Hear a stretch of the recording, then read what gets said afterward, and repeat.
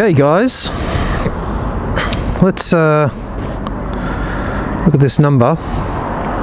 So trip 2 I want. Trips to 321.4 kilometres. It says 4.7 litres per 100, but we won't believe that. It says I've got 100 kilometres left of range. That did say 60 before, but I've just been cruising up the hill here. So that's telling us, around the 400 kilometres of range. But let's see how much fuel we fit in the tank from that 321 k's. Oh, this stupid key angle.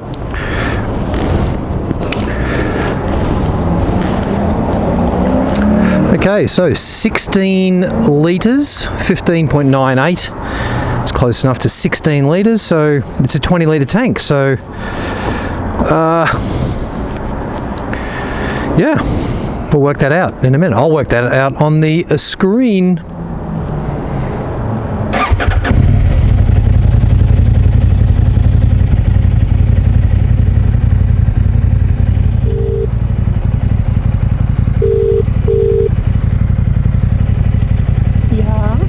I have a list of questions written down on a piece of paper in my office desk, and I forgot to bring them. Can you take a photo of it and text it to me? I'm so glad you're not saying something like, I've left my wallet, I've run out of fuel, can you please Emerald? No, not this time. I'm like... Not this time. Why is he ringing? No, I just filled up with fuel, so...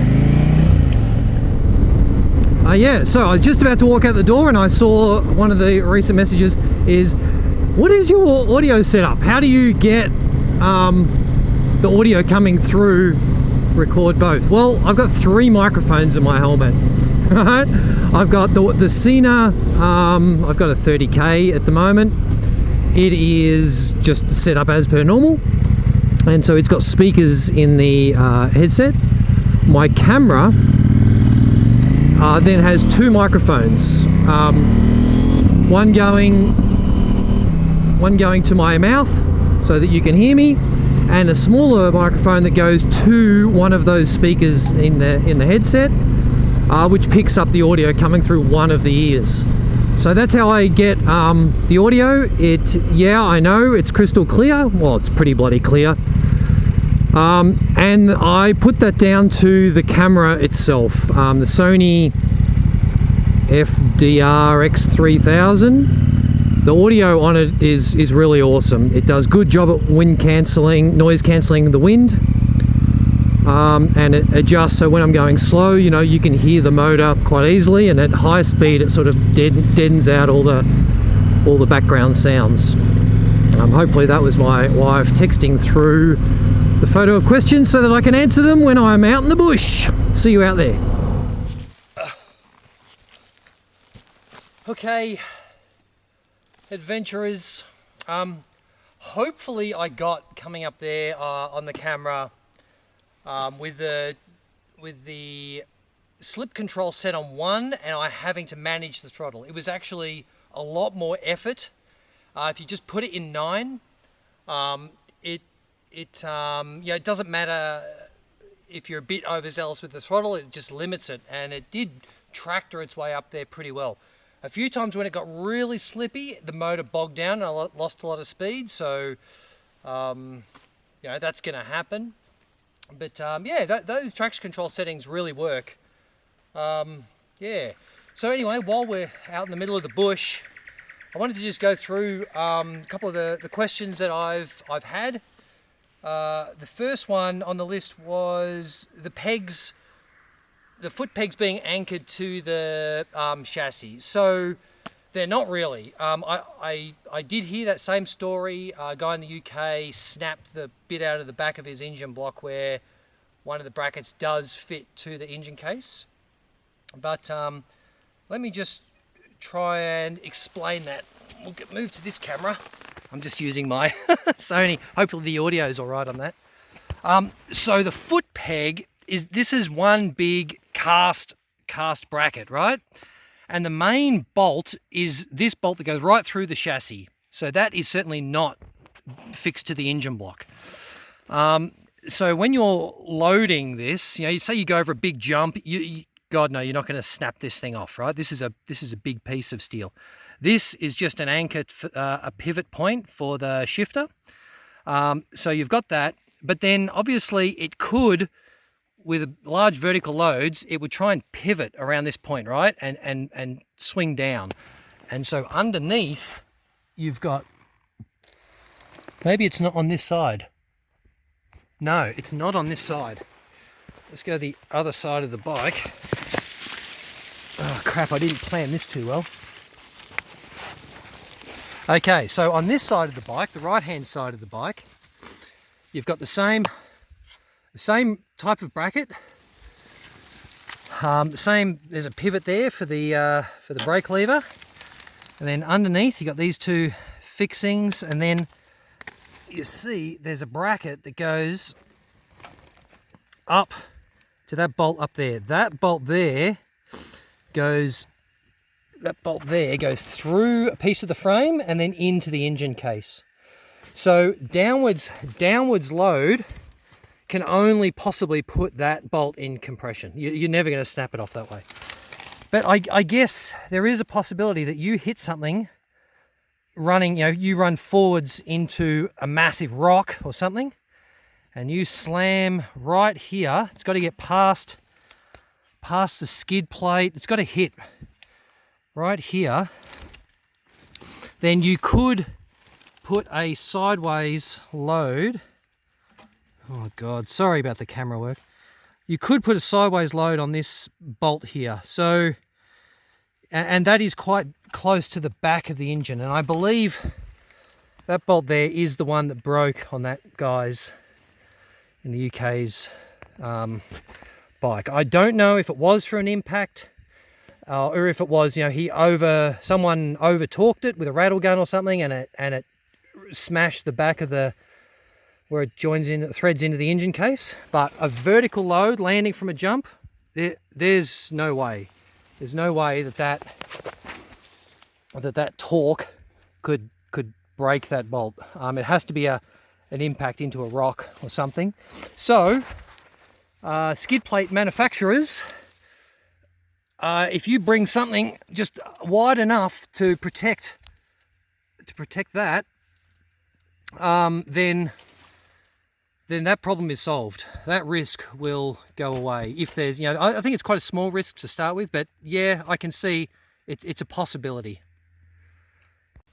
Okay, so the hole in my jumper. In that first video, it's an old jumper. I used to use it lightsabering, and someone got me there, so that's what that is. Don't have to worry about it. Sand. Yeah, I don't know if I'll get the opportunity to go and play in sand. The more I play in sand, the more I think it's about your technique and the rider's skill, more than the bike. Certainly a lighter bike will help. Lighter bikes get up on the sand easier. This is, it's a lighter bike than the big adventure bikes, but it's still heavier than a motocross bike. The rims. Well, I'm not going to test one of those to destruction. Look, I think since KTM moved from Saxes to a Cront, I believe that the rims are a lot stronger. I'm also a bit more careful about my tyre selection and tyre pressures. So, look, I can't answer that one. Sorry. JRC was asking about the weight. Okay, so I've done, in my last video, a lie-down test.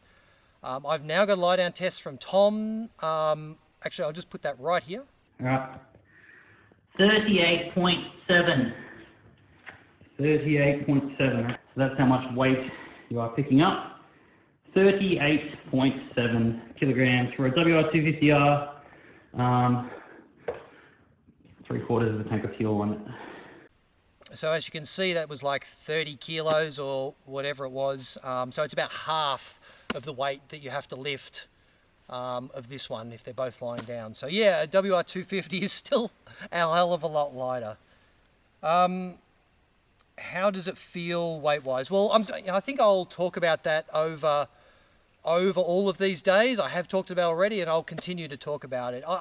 I think it feels quite nimble, quite easy to balance at low speed. It doesn't idle at too low a speed. You're still doing at the lowest, 15 kilometers an hour to still be able to open the throttle and move. So, slower than that, you're riding the clutch, but just think about it logically. That lower tank and lower center of gravity, which I think does exist, it has to help. And I think it does, How much is a state of mind? I don't know. No crash bars. How's the protection? Now, I don't know who asked this. There was a couple of guys. I don't know if you've ever crashed with a safari tank. They're pretty tough. They can be broken, but they're pretty tough. They'll take a lot of beating before you put a hole through it. With the additional little skid guards that are on there, that's just additional wear protection. It's not really impact protection. They're just a slider. So I think it will crash fine. Yeah, it's going to mark up. Crash bars will stop your bike getting marked. They are going to make it wider. And as you can see from that muddy ditch, you wouldn't want to be too much wider. You don't want to get wider than the pegs. I think the shape that they've made it is, I think they've put some thought into how wide can we make this before it impacts something else. At the moment, I think that it doesn't, but if you put crash bars on, it could. So then it's up to your riding. Do you care if it gets scratched? Do you care if it gets marked? It's another personal decision. Those crash bars are going to be on the market, and you can buy them, I'm sure. Is it worth the money? Jojo Moto, our friend Jojo Moto. Hopefully I'll weigh this up towards the end of my week. But I think if you've got the money, you can't really go wrong. There's nothing bad about this bike. It's pretty impressive all around so far. If you're really tight on money, then you know what? You can't have the best things. Let me just leave it at that. I won't be getting one just yet. Maybe another 12 months, and we'll see what other bikes are on the market at that point. Let's wait and see. I don't know. It's worth the money if you can afford it.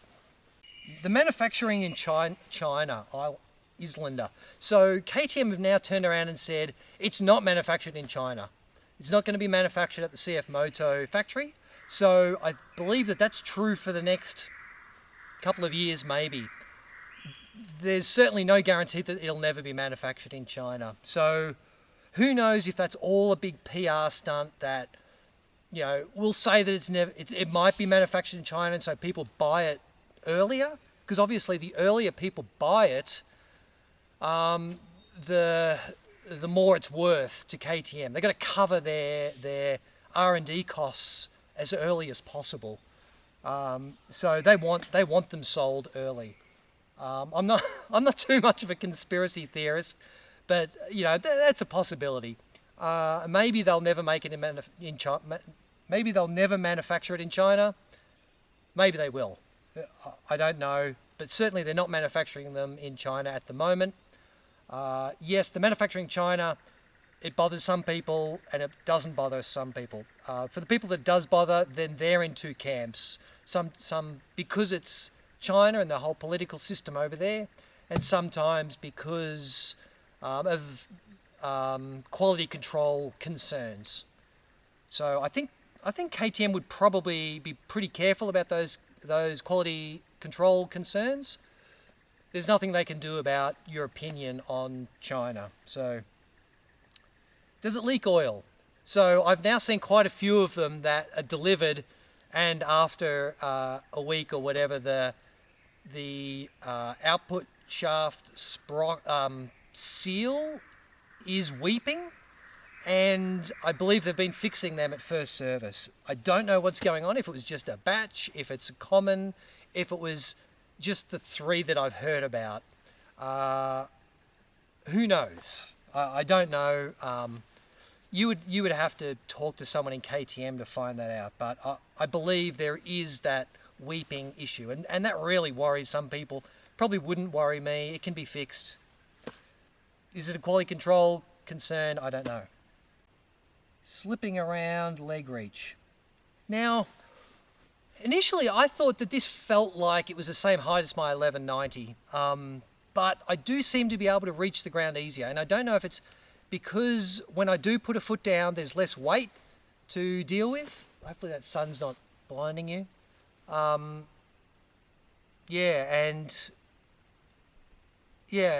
It feels easy. It is definitely easier to manage off-road, no doubt about it. Use traction control on the slippery hill. Okay, that's what I've come out here to do. Hopefully I've explained that. We'll have a bit more of a play up here before I start heading home. So that's all the main questions. I'm sure there were some other questions that I might have answered or can answer by just responses. Yeah, feel free to keep asking them. I've still got a few more days with this bike. Let's head home. Hey guys, well it's nearly dark, and for those asking about the headlights, they're fine. They're just headlights. Like, that's high beam, low beam. I don't think they're not bad headlights. They're not some sort of amazing. I mean, there's laws that stop manufacturers putting on amazing headlights because you can't be blinding everyone. So yeah, if you're hitting the back roads a lot, yeah, probably invest in a set of driving lights. No problem there. I don't like the colour of that black stuff in the middle of the road on that corner.